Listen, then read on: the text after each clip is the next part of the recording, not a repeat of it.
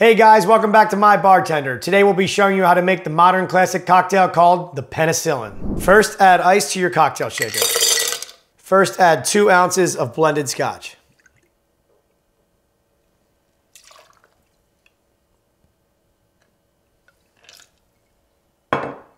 Next, add 3/4 of an ounce of fresh squeezed lemon juice.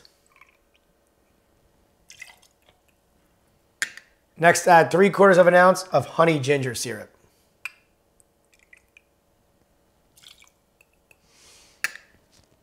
Now shake until well chilled.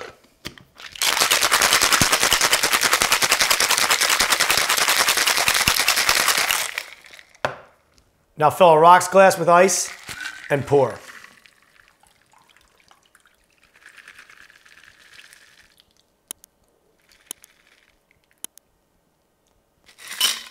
Next, top with Islay single malt Scotch whiskey.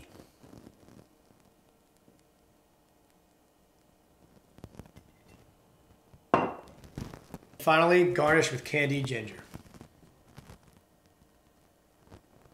And that's how you make the Penicillin. Cheers.